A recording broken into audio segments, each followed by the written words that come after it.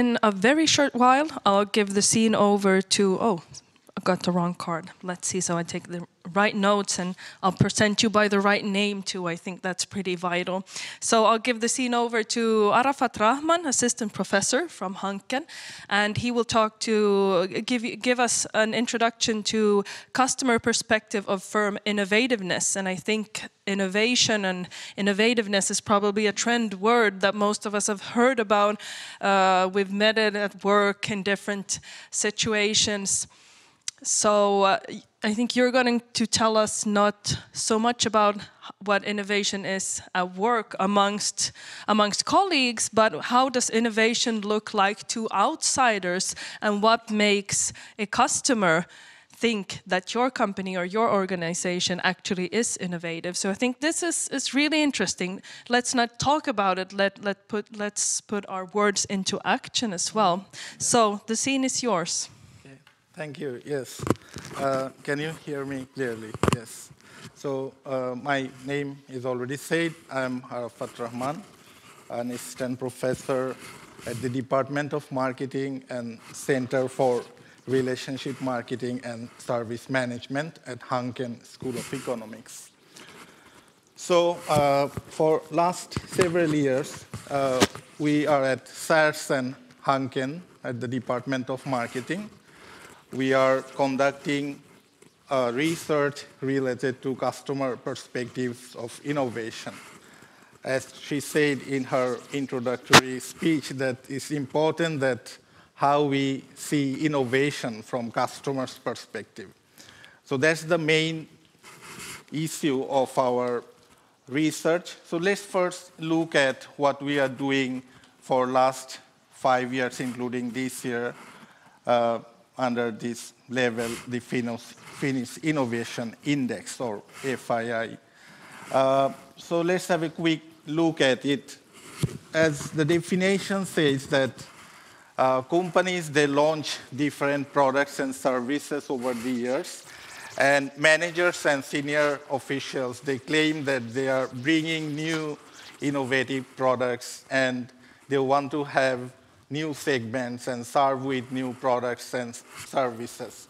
But at the end of the day, it is customers who take the benefits out of it or see what type of values that these products and services are offering.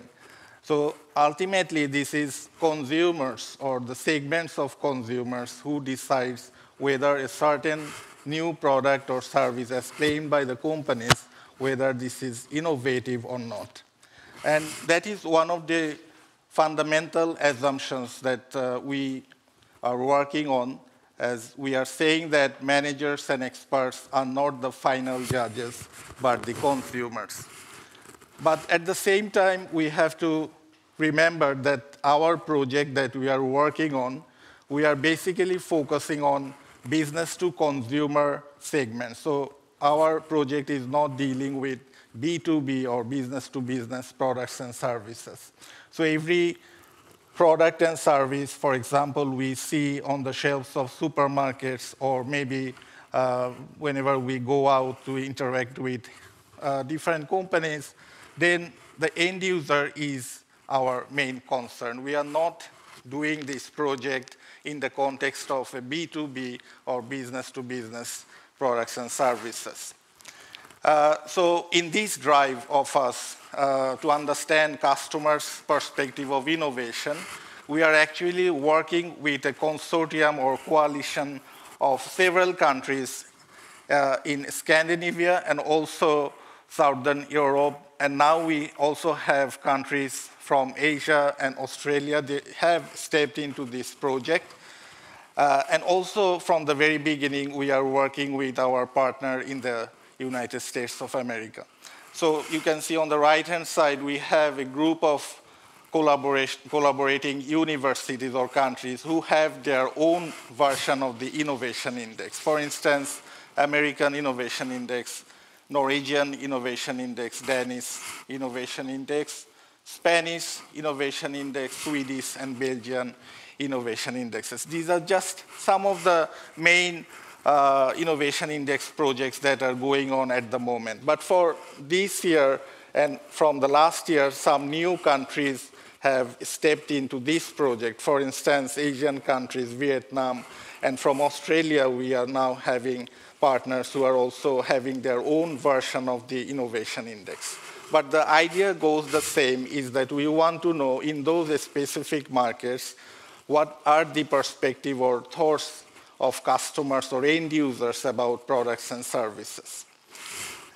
So here is a quick timeline of our project. We started in the year 2021, and as we can understand that this was our first round of the Innovation Index project. So we started with just above 50 companies, but then we continued with the project over the years, and we added new companies, and we also broadened different industries in it. But there might be one question that how did we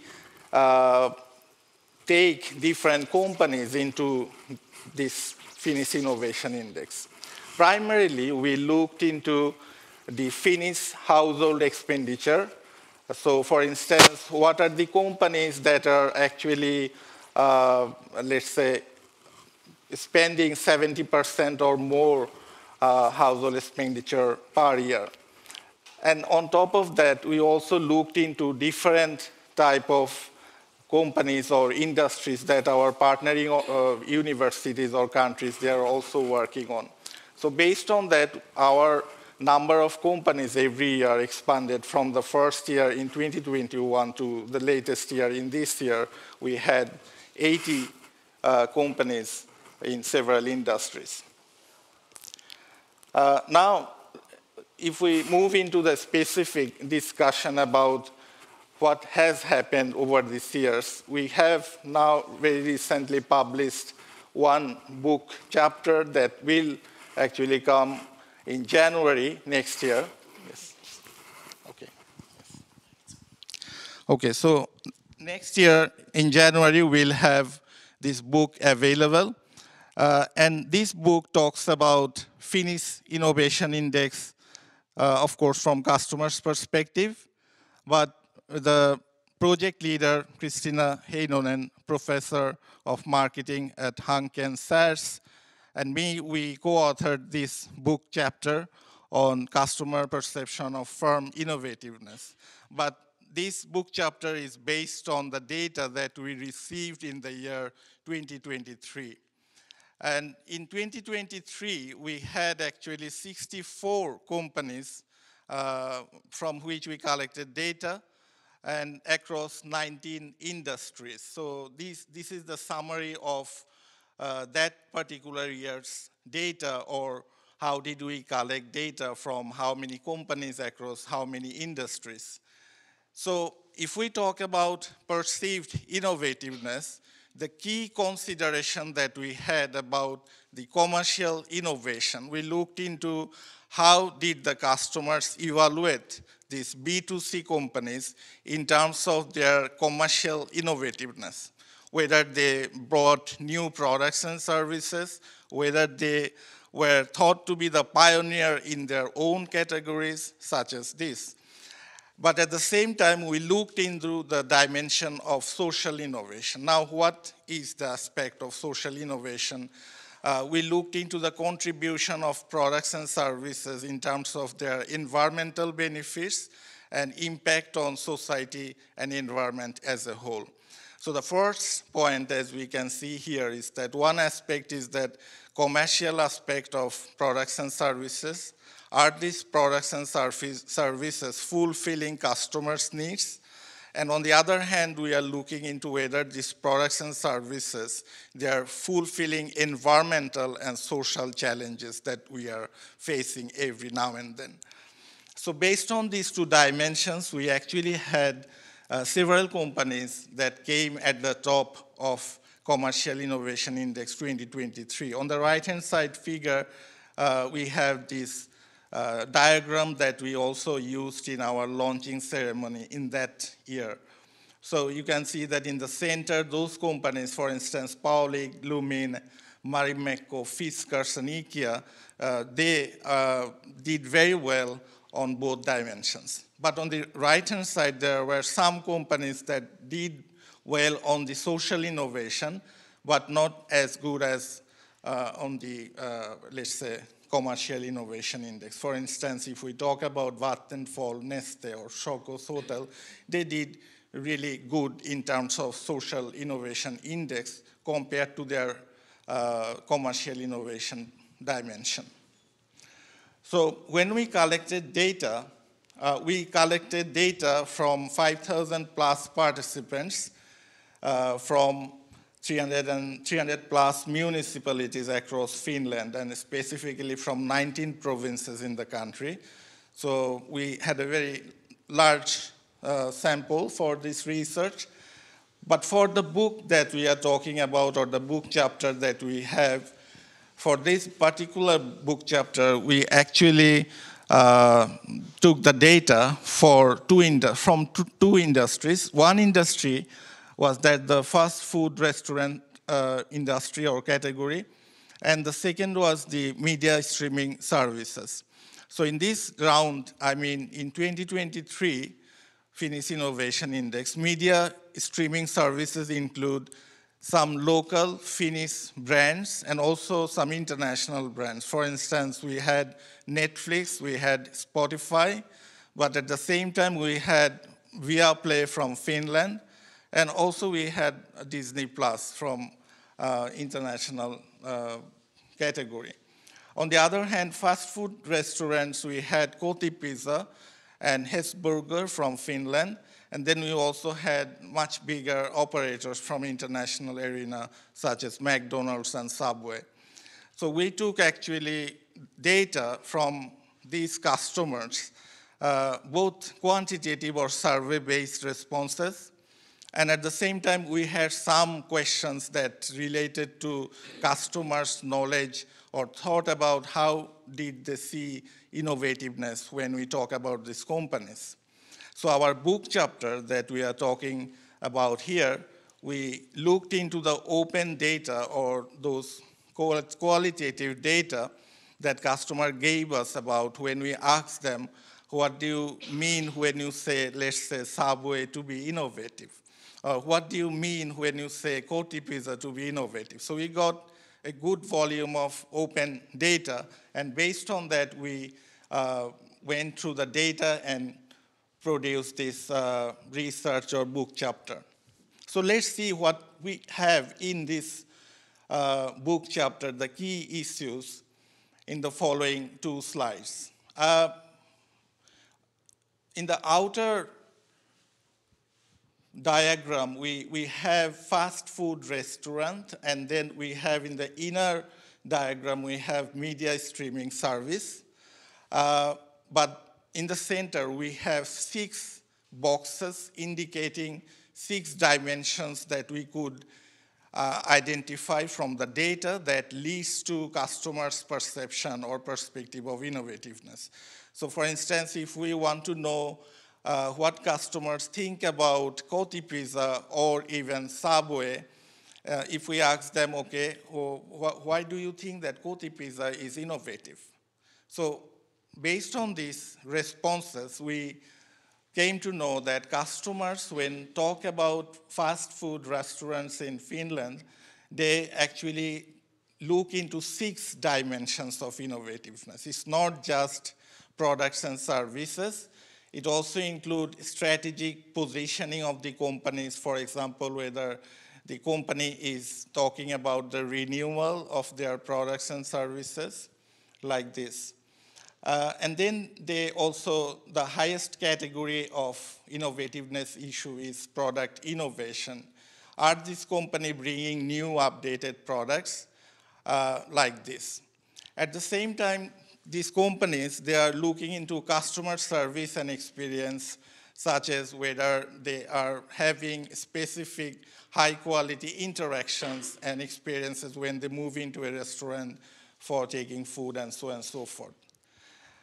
But what is the difference between these two industries? These two industries differ in one area, and it came to us quite surprisingly that for restaurant services, customers define innovativeness both in terms of environmental concern and sustainability. But this was not the case for media streaming service. It was absent there. So fast food restaurants, they actually thought to be innovative if these companies take care of environment, such as they take decisions related to carbon neutrality and so on and so forth. And finally, we created a model that shows that how we can put together all these dimensions. So this is something like a propositional integrative framework. If we want to put together all these 6 dimensions, we start with left, saying that strategic positioning is the driving force to bring innovation, and it will help companies to decide about environmental concerns and sustainability, product innovation and development, and also quite common, such as decisions related to how creatively these companies can market their product or provide some communication materials, all of these subsequent stages. But at the end of the day, this is customer service and experience that actually is the most important issue to customers. I think that is all from me here. And we have here references. If you want to know more about our book, we have the link here. And the latest Finnish Innovation Index for 2025 is also available here. If there is any question, please, you can ask. Thank you.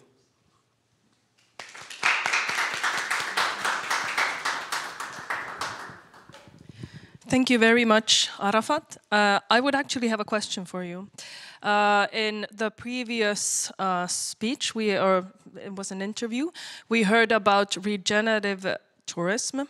So how do you think regenerative tourism and picking lingonberries with tourists in Ostrobotnia would place on an innovation index? Would that be innovative enough for the customers, do you think? Well, I don't have any idea about this particular aspect. But yes, definitely there might be something in it. But according to our, let's say, the project, we don't have the data to make a conclusion about it.